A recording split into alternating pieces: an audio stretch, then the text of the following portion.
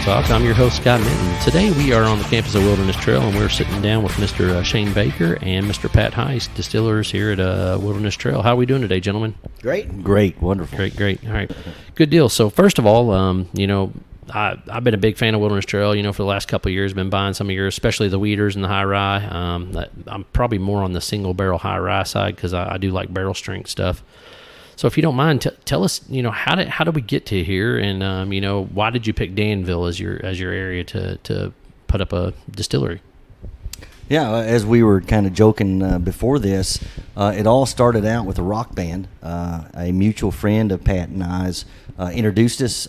He was our drummer. I play the guitar, and Pat is a great singer. So we were in kind of a rock band. We were born and raised, right here in this area. So it made sense to have the band here. And then after very quickly, the band wasn't doing all that it should do in terms of, basically paying all the bills. Pat and I kind of seen each other in that kind of venture that we were entrepreneurs. We were both from science. Pat's a PhD in microbiology, and I'm a mechanical engineer. And we just kind of said, hey, we got to do something together. And what can that be? We're in bourbon country, so it made sense. And then we looked and said, oops, we spent all of our money on band equipment. So we were just two broke family guys with big dreams. But we had a strong knowledge set in science. So instead of the distillery first, we created Firm Solutions, basically a biotech company that supports breweries, distilleries, fuel alcohol producers, around the world. And what that allowed us to do was to hone our expertise around the process, but really get a budget. That's where we got our fortitude to start the distillery. So 6 years later of that being a very successful business, we started, cashing those paychecks into the distillery, and the distillery was born, and it's just kind of taken on its life ever since. That's really neat. I kind of read that, and I know some people aren't necessarily always as familiar with the places that we go to and things like that. So to kind of dive a little bit more into that, for folks that aren't as big of a Wilderness Trail fan as I am, could you tell us a little bit more about the product line? What's your favorite in the product line, and then kind of go through that process? Yeah, we have two different bourbons, and one thing about us is we never released anything that we didn't make, and we never released anything that wasn't at least 4 years old. So we started off with two different bourbons. We have a wheated bourbon, 64% corn, 24% wheat, 12% malted barley. And then we have a high rye bourbon, which is that same recipe, but it's got 24% rye instead of 24% wheat. We also have a rye whiskey that's 56% rye, 33% corn, 11% malted barley. So those are the three mainstays of the distillery. And then uniquely, the bourbons are both bottled in bond. So those are 100 proof. The single barrel bottled in bond is our Weeder. And then we chose to do a small batch for the bottled in bond bourbon with rye. And so really the unique thing there was that we wanted to be able to kind of allow the same recipe, same yeast, same process of two whiskeys, same proof, same age, that you could, kind of taste and see, do you like a wheated bourbon or do you like a rye-based bourbon? Right. So between the two unique blends that you have for bourbon, so you actually have the Weeder and then you have kind of that high rye, can you tell us what made you kind of deal with that? Like the increments are most identical, right? 64, 24, 12. What made you decide to do that instead of what some of the other traditionalists maybe say a high rye bourbon is 30% or on the rye side, things like that? Well, we're a strong believer in small grains are where the flavor's at. So if you look at our whiskeys, they're 36% small grains, so 12% malted barley and 24% rye or 24% wheat. And so a lot of times when you do hear of another 30%, maybe a high rye, you're going to find the malt is below 10% on that. So we really kind of focus more on the flavor contrast in the small grains, and that's how we were able to have a 36% small grain whiskey, 64% corn. Generally, most whiskeys you start hearing, we're in the 70s, 72, 74, 75. And that's what really makes us different is we're not in the 70s club. We're in that very old traditional mash bill that you would find in the 40s, 50s, 60s here in Kentucky. Gotcha. So you guys just hit a pretty major milestone, I guess I would say. July 4th or July 5th, somewhere around that time frame, where you did your 100,000th barrel. Yes. How has, what's changed, I guess, in your all's spirit or from the first distillation to today? And has there been any changes? Have you been just completely consistent through that? And what do you see as far as the future? I know that we kind of talked a little bit about off air about possibilities of new grains maybe that you may enter into as the future for Wilderness Trail happens. Yeah, I'll take the first half of that. Really, the only thing that has changed in our whiskeys today compared to where they were 7 years ago is our distillation side. But uniquely, we still have that original pot still. So we started off with a hybrid pot still, which is basically starting in a pot still and finishing in a hybrid rectification column, just like you would see on the top of a beer stripping column. But our grains and all of that are genetically the same. One of the unique advantages that we did, and fortuitously, we're next to one of our farmers, Caverndale. They're a seed company. So they grow the seeds, for other farmers to grow their varietals. And so we chose the particular varietal of corn and wheat and rye that we would use. And so we're proud to say that the grains that are in our bins today are genetically those exact same grains that were in our bins 7 years ago. So when you look at that, you look at our sweet mash process, you look at our infusion mashing technique in our cooking process, when you look at our fermentation techniques in terms of how we, rear the yeast and different things, all of that is exactly the same today, even though our process has gotten larger. So the biggest difference is from pure pot still distillations that would have been basically our first, couple years. Then we switched over to column production. And so the bulk of our whiskey, in the past 5 years has been made on our column production. And then when you look at the last 3 years, that's when we really expanded, added our 36-inch column, and that brought us up to 215 barrels per day. Yeah, some other differences. When we started the distillery, we built a very small traditional rick house, 2,200 barrels, 22, 25, I can't remember which one it is. But, we have 10,000 barrel house. We've got several 20,000 barrel houses, and we're constructing a 24,000 barrel house. And if you look at the way those are laid out, some of them are, east to west facing, some of them are north to south. Which side of the building gets the morning sun, which side of the building gets the prevailing winds. So now that we have multiple rick houses on site, that's something else that's different. Before we only had one rick house, So now we've got, multiple structures where things are aging. You got the top floor, the bottom floor, the middle floor, the aisle, the one that faces the windows. So there's a lot of that kind of difference that we have nowadays compared to before as well. And our whiskey is a lot older. Yep. In discussing earlier about the columns that you use and how that changes, you mentioned that you found that the smaller column and the bigger column has a distinct different flavor to it. Can you expound upon that just a little bit so that we understand why you think that one column gives a different flavor profile than another? Well, uniquely, as much as we all in the industry try to, emulate every part of the process, through an expansion and so on, there's always nuances to something that just, the laws of physics come into play, and there's a lot more going on than what we probably understand.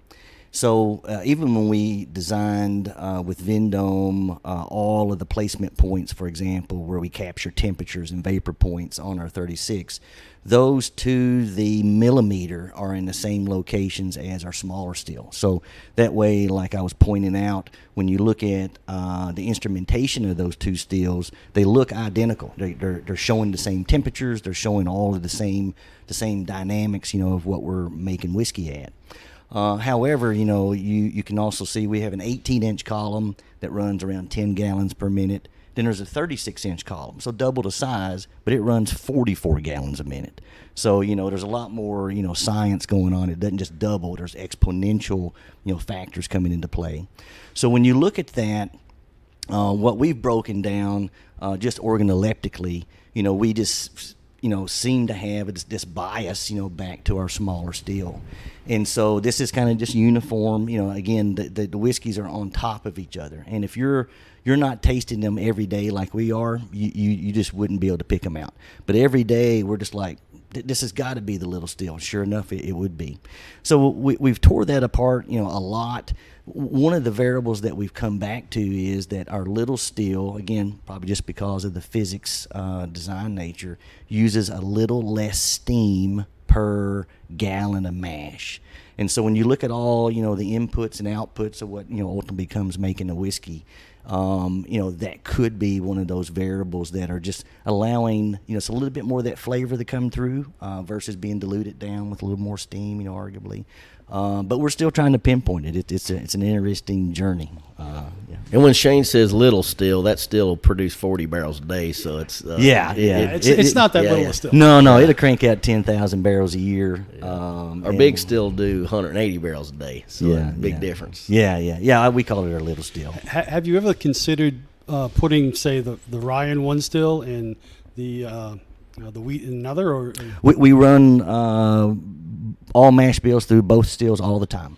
And so when we look for those dynamics, and a lot of times it just, we're also, even though we're this kind of cool bourbon facility, we're a factory, right? We're a bourbon producer. So we're producing, we've got, 4 or 5 different mash bills that we produce for ourselves. What we shave off a little bit of our extra capacity, we do contract production for some other brands. And so we're all the time running different things through the stills, and not necessarily dedicated. However, this year I was sharing with you guys, we kind of treated our production schedule a little differently. Our wheats are our favorite bourbons. It seems like the market, it's one of our, also our favorite SKUs, if you will. So when we increased our production this year, there was one thing that we as distillers fall into this trap to where when we find something that is coming out of the bottle like this, we get real skittish about making changes, even though we are really of the scientific nature of all about change, right? Innovation, we want to improve, we want to do these things. And we've done this for years working with other people, like, why don't you make these changes? And they're like, no, we're not going to do that. And we're just beating our heads, against the wall.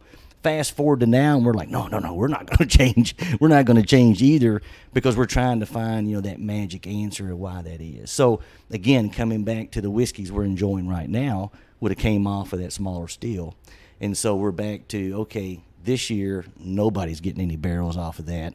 100% of our production from what we can make off of that. So 10,000 of our 30,000 plus barrels that we produced this year for our own brand came off of that still. Yep. So expound a little bit more around the fact that you are doing all kinds of neat things here as far as, and you said that you at one point you all did kind of have a shortfall in that wheat. Mm-hmm. Did you ramp up production knowing that, like, for those future things? Because I know one of the things we talked about was, like, how do you get to a 6-year product? How do you get to an 8-year product? How do you get to a 10-year product? And I think that's the one thing I love about bourbon the most. A, it's barrel strength, and then B, how much is like when you got a great product at 4 years, right? What's it going to taste like at 6? Right. Yeah. And then, damn, what's it going to taste like at 8 or 10 and 12? Yeah, exactly. To get to those numbers that some of the guys down the road might have, that because they've been in business for so long, and right? we know it's good. We know it gets better, right? So.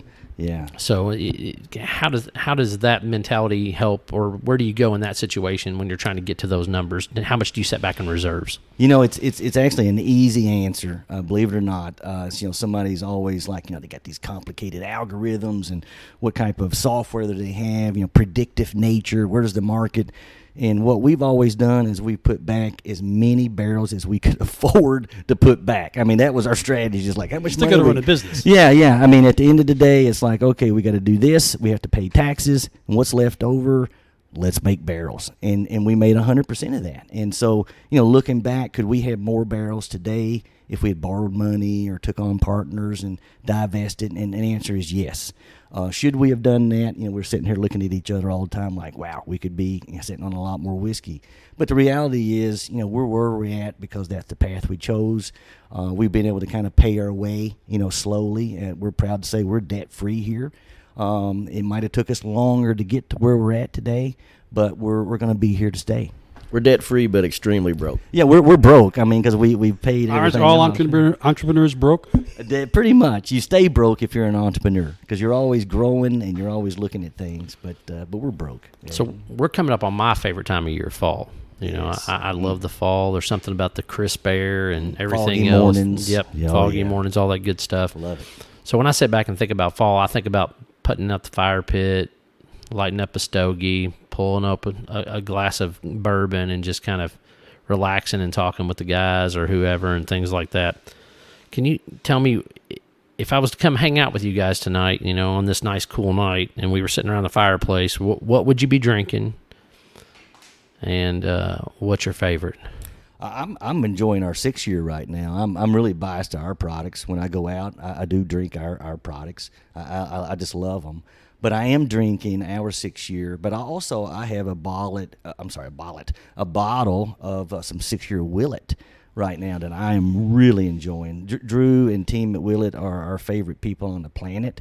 We give a lot of credit to those guys. I don't even think we would be where we're at in the market if it wasn't for him and his belief in us and kind of sharing things in the industry. But I'm enjoying some of their 6-year rye right now. It's phenomenal. Oh, it's I love that Great. 6-year rye. Love it. Yep. I would have to agree with that on the Willet. We drink quite a few different bourbons and other, rye whiskeys and different things. The most recent bottle that I've opened that's not Wilderness Trail was actually a non-Kentucky bourbon, which is Fry Ranch out in Nevada. It's a really excellent. I've always said Fry Ranch, but I think it's Fry. Oh, okay. I could be wrong. But that's a great distillery out in Nevada. I've actually never tried their product. Yep, you have It to is check good. it out. It's real He good. just bought I've a tried case. Smoke Wagon, but they're just sourcing MGP stuff. So, but it's crazy. Yep, super good. But anyway, that's one. And I mean, we drink. Well, I've probably got 25, 30 bottles open at my place right Yeah. now. And Shane, I know he's got about 100 bottles. Yeah. We usually try to enjoy. I love just American whiskey and Kentucky bourbons. So I think it's kind of like the unique thing of why there's so many distilleries, very successful here is they offer something a little bit different. I mean that's just kind of the key. So you can really, if you're looking for one flavor profile, you can go to a Wild Turkey or a Maker's Mark, and you can have something different and still be engaging. And It'll be the same profile, but there's just enough difference. just to it enough difference, yeah. that lets you know that you're drinking something different. yeah, than you you're not normally eating the would. same ham sandwich Exactly. for lunch every day, right? Yeah, Right. absolutely. So one of my favorite questions I like to ask guys, because I can tell you guys are bourbon drinkers. You all probably been drinking bourbon for a long, long time. For several hours today, and it's only Saturday morning right now. That's right. It's 5 o'clock somewhere, right? Yeah, absolutely. So are we neat on the rocks or mixed? Always neat for me. Yeah. Neat. I mean, I do old fashions every I now like a and then. cocktail. Yeah, But I'm a neat drinker. about 99.9% neat. I think everybody in this room is probably that way, but to me, sometimes I want it a little chilled, and unfortunately, I don't have the non-ice chilled coolers at home yet. But if I do that, I have the ice maker in my refrigerator makes a very small ice cube, so one small ice cube goes into it, probably a bit larger than that, Yeah. so it doesn't get completely watered down. But 9 out of 10 times, it's going to be neat. Got to have a small ice cube. I'll, It's going to go into a Glencairn. I've usually got access to a lot of bottles, but I keep when I want that, I keep my bottle in the freezer. So I still don't add any ice to it, but I keep it in the freezer. Didn't you talk about that the other day? I did. I've never done that. Oh, I mean, man. let me take that back. I've done it, but only whenever it's actually something that I'm not going to drink bourbon neat, and I'm going to make a cocktail with it, and I have to use. Then I can use less ice because I'm a barrel strength guy. Yeah, that's I mean, me. you look through my collection; it's like everything's 120. I've got some hazmat 140 stuff. I'll paint a picture for you why I started putting that bottle in the freezer. I'm down in Florida or in the Bahamas on the beach, and these folks are walking by, and he stops and he comes back and he's like, "Are you drinking bourbon?" And I'm like, "Well, of course." And he was like, "Okay." He just sits down beside me and like, "You got another glass?" I can't get nothing but a rum cocktail on this island. And but it's enjoyable at 99 degrees when you're pulling it right out cold. Just a little chill. Oh, Just a little man, chill. it just goes down. And I don't like diluting it out, so that's why I don't like adding that. So it started working for me, putting it in the freezer when I'm in hot climates. I put distillery vodka in the freezer. freezer, but I've never put bourbon in the freezer. I highly recommend it. It's dangerous because it goes down like water. It's like, when you're mowing the yard and you come in to, get a glass of water, get you a glass of cold bourbon. You'll get back on the mower. Sure you will. I can't say what your yard will look like, but Mine won't look you very might- good. you I got might- a you zero might- turn. It'll be all over the you place. might be over mowing your neighbor's yard. Like, hey, thanks, I do that anyway. That's why George Jones took his riding mower to the store that time. Yeah, there you I think go. Too much That's bourbon right. out of the freezer. Moves just fast enough. A little faster than walking, I reckon. So, what do you guys think about this bourbon? You I had think a it's glass really yet? good. This is our high rye, and this is our barrel pick room. So we just happen to have several examples back here of this would have been a barrel that somebody picked. Yep. So this is our high rye bourbon at cask strength. Doesn't have the proof on the bottle, but I'm guessing I know this is these were both 113. 116. 116. Yeah. Yep. Yep. No, I really like this one. You can see I obviously enjoyed it. You've got more. Yeah. Well, all right, we'll drink Repour, more. yeah. But yeah, I tell you what. And the funny thing is, so your all's high ride, and she was saying it when we were on the tour, and Jamie did a great job. So Absolutely. big props. If you come out the Wilderness Trail, you need to ask for Jamie. She did a fantastic job on the tour. I always try to let people know that anytime you go to these facilities, I think the tour guide makes a huge difference in your experience and how you enjoy things. And, Very knowledgeable. And Jamie did a fantastic job. But she mentioned, the mint, and I don't typically like my rye to have a lot of mint to it. Like I like more of the spicier flavors, the cinnamons and the peppers, and those kind of notes. And I could smell the mint, but I can't taste it. And that was one of the things that I kind of appreciated about it. And she was like, "Well, I think you'll get some spearmint or something like that." And I'm like, I'm sniffing. I'm like, okay, I smell it. So now I'm scared I'm going to taste it. And it wasn't there. And it wasn't. That was the rye whiskey. Rye Yeah, the rye whiskey. was straight Yeah. rye, but it still wasn't even that minty. Like I even got some fruit notes off of your all's rye whiskey, which I don't drink a lot of your rye. I drink more of the high rye bourbon. I'm probably a little bit more peculiar about my straight rye whiskey than I am anything else on the bourbon circuit. So I was really pleasantly surprised by the barrel strength one that I got here, because I think I'd had it once or twice before, but it wasn't anything that I like. Ooh, I went and bought. I was just at a party where I'd tried it, and I was, like I said, I'm gonna have to pick up a bottle of that. Well, uniquely with our rye whiskeys, we go into an extremely low barrel proof entry, so 105 proof. We go into there, and we also utilize those 18-month air dried barrels. So we're tapping into those wood sugars, almost immediately. So we do get a little more sweeter notes with our ryes as opposed to some other ryes, and a little bit of that corn, helps a little bit too.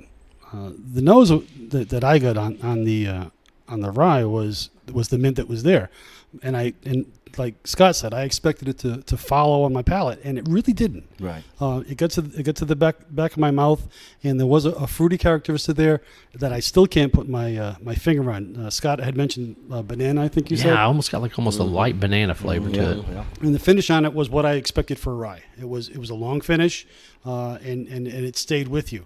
This one here that we're drinking, the first thing I noticed on the nose was a lot of caramel. Yeah. Lots this of is a little caramel bomb. But This is a Kentucky hug, is what I like to call it. and the taste on the palate is almost to that caramel, but as it goes down, it's quite smooth. Right. And a lot of people don't realize, at least I didn't realize for a long time, that even at a high proof, which you expect to have a strong finish, I find a lot of the high proofs have a lot smoother finish to them. Yeah, a little more oily. A little oily. Yeah. Doesn't give you that burn. I mean, you Right. get it initially, but it just doesn't linger. Yeah, it just kind of leaves a little coating on it. Yeah, a little coating on it, Yeah. and some people would look at 116. I think that's what you said, proof, Yeah. and say, "Oh my God, that's just I That's, just I, don't can't, want I that." don't want that. Yeah, right? exactly. And that's where we fool a lot of people with our ryes. And to that same example, and we even had recently I got introduced to a new person to whiskey. First whiskey they've ever had. So I was curious. I'm like, well, what'd you start? Basil Hayden's, Jim Beam. What'd you start with? And they're like, your cask strength rye at 118 proof. And I was like, oh, how did that work out for you? And they're like, it just hit off immediately with them. And so that doesn't normally happen with new people to whiskey. No, not new people. No. So I was like, you are a rare one. So now it's all downhill for you from here. And I've come to understand that because Right. when I started drinking bourbons, well, I'm from the Northeast, so bourbon wasn't popular up there. Whiskeys were, scotches were.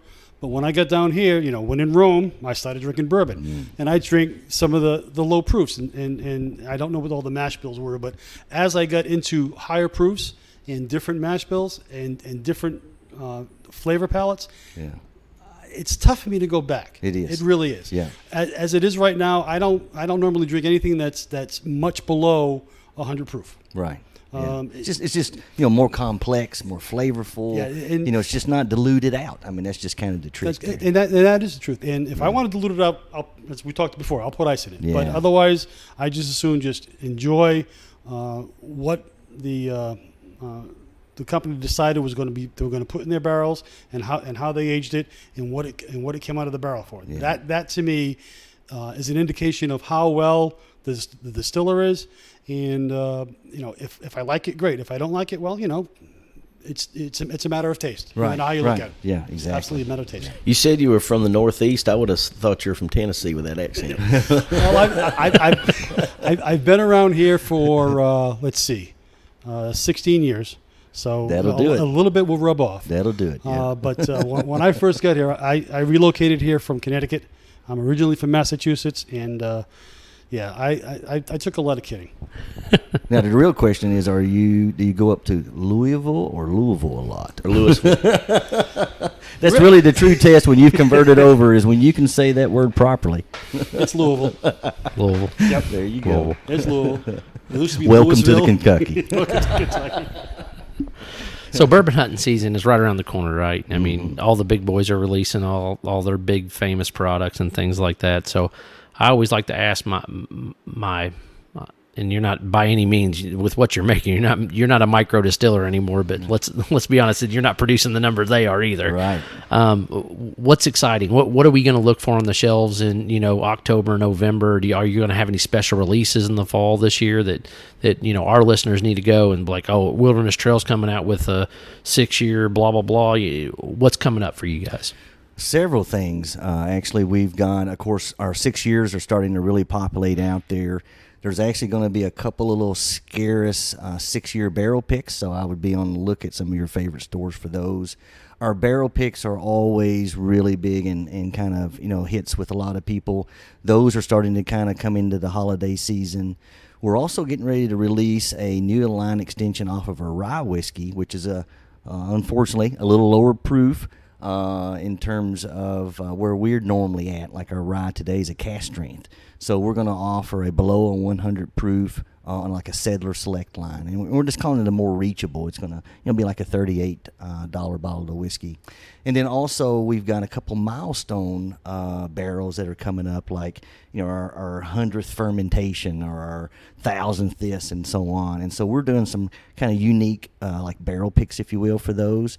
And we're going to try to release those as some holiday releases. And then also, kind of lastly, we've got some very small experimental whiskeys, like we did a 4-grain, or we did some whiskeys in some like wavy stay barrels, and just really kind of just cool stuff off to the side that aren't enough to go to be like a line extension, but it's enough to be like a holiday show. So how do I get invited out to get into that? Our Family Reserve program, we always tell people, sign up, become a member of our Family Reserve, and then we notify that group of people first. And Gotcha. a lot of times, we'll put that up in an auction within our Family Reserve, and that group will get them before they even go to the market. Gotcha. Yeah, something else that we're getting ready to come out with. Normally, we offer our rye whiskey as single barrel strength. So we're getting ready to come out with a lower proof small batch version of our rye that's going to be more of a economical purchase. So everyday drinker. Was you sleeping over there? That's what we were just talking about. Oh, did you? Your mic must have turned off. Well, was you know drinking. what? If you really want if you really that's want what people it does. It's to a double pump there. if you really want people to learn about things, You you got to repeat it. talk about it twice. You repeated Yeah. it. I liked it. I think Pat was just like, damn, Shane's been talking the whole time here, man. I was mesmerized by the northeastern accent over here. Now. So one thing, and I meant to ask this a little bit earlier on. So how's the single barrels are hot? I mean, like it's the biggest thing in bourbon right now. I mean, everybody wants a single barrel. Everybody wants to pick their own batch and barrel and all that good stuff. How's that changed how you guys do things as far as distribution? How's it changed how you're distilling, or I mean, are you just running capacity constantly, and it's not changed that much? I mean, well, I'll tell you one thing. It changed how many barrels we had. I think we were just talking earlier. I think we had agreed to do let's say 300 barrel picks the first year we offered them, and then we were wondering how in the hell 900 barrels go missing. And it turns out that if you get a choice between 6, a lot of people were like, "I'll take all 6 of them." So it wasn't like it was one barrel was going each pick. So that was kind of a little surprising. Yeah.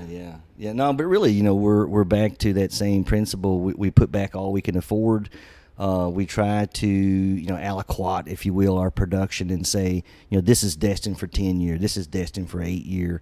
And then you get into that year, where that whiskey's sitting there mature, and you got a demand, and you're trying to fill cases. And what happens with us is we've had too many times to dip into that older reserve in order to meet current demand. And so we've ended up, being sometimes just like what we didn't like about the industry of having to send out allocations or a certain state we would launch without a product because we just didn't have the juice at that time. So all of that is starting to change for us, though, in a good way, because we're now starting to get into the deep warehouses we've got with whiskey. And so hopefully Wilderness Trail will be, a lot more known, a lot more accessible, and a lot more older. Well, and looking at the facility and the campus here, the fact of what you have for brick houses now, and the fact that almost every one of them are to capacity, and you've got 24,000 barrel one going up, and I think you guys had mentioned there was another one you were thinking about putting up. We got 11 more going across 11 the more road. going up. I think you're probably at a point now where you can, in fact, produce, put them in the rick houses, and then make a rick house 4 years, and you still got 6 or 8 years sitting behind because you haven't touched them. So that's an indication to me of how well you've managed your business, how well you've grown your business. In case any of our listeners don't know, you guys have only been around since, was it 2012, 2013? 2012. 2012. So, we're only talking about an 8-year distillery, which, of course, I think Scott mentioned earlier, in this part of the country, that's not very old. Right. Not old at all. That's right. So the fact that you can get to a point in 8 years to be able to take that reserve and not have to tap into it and be able to put it out there as a 6-year, as an 8-year, and possibly a 10-year and beyond, that just tells me that your production capacity and the quality of the bourbons that you're putting out is enough to keep you in business for a long, long time. They're super smart rock stars. There you go. At the end of the day, we can always go back to the bad days. Well, we always realized, either we were going to be successful in the bourbon business, or we would at least have unlimited birthday and Christmas presents for everyone we ever knew. How could we get more people to come to the rock concerts? Free whiskey. That'll do it. just charge them $100 a ticket. That's it. Free whiskey. Free. All you can First drink, one's free. and we're going to play. The first one's free, then you got to buy it after that. So one of the other big things, and I've actually become more of a fan of finished products. I was always a traditionalist by heart. I've been drinking whiskey for over 20 years now, and I've been a traditionalist. But the more and more finished products are coming out, and we're even getting special things where folks are aging it in an oak barrel, for 4 or 5 years, and then they're putting it in a toasted barrel for a set amount of time, or maybe it's finished in a sherry cask. Or is anything like that coming in the near future for Wilderness Trace? Not in the immediate future. We talk about it a lot, and we highly respect some people who are doing it now. For example, the guys down in Tennessee, the Nelson Greenbrier. I had a super nice finished bourbon from those guys recently. And so it excites you to see, like, when we want to go down that path, there's some really good results that I think can come out of it. We're still, I think, very rooted in our traditional roots, as well as trying to fill out, kind of our current game plan.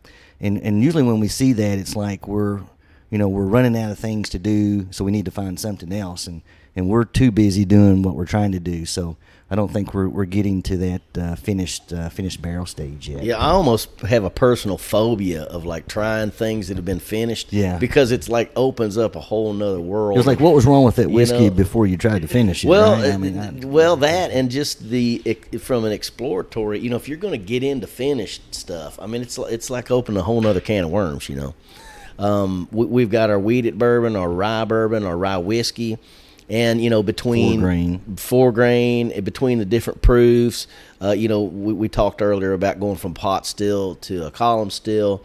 We just got so much going on. It's like I'm almost fearful of like even getting into, learning about cask finishing. But uniquely, I think that's kind of where we're at right now. Is we're learning about it. There's again innovation is going on in the industry, and we're sitting on the sideline watching that, learning, trying to see if there's something we can apply from that. But currently there's nothing we're seeing that would help us, we think, in where we're at on our current journey. Something for the future. Something for the future, absolutely. So, if people want to find you guys and they want to reach you, we're going to cut this off here and tell us how we can find you. Facebook, Instagram, all that good stuff. What are your hours of operation? What's the address? If you want to just give us a rundown of how people get in touch with, Pat and here and everything else, just give us a rundown of that. Sure. We're, of course, the easiest to find. We're on the Kentucky Bourbon Trail. So we're open Tuesday through Saturday from 9 a.m. to 5 p.m. on the Kentucky Bourbon Trail.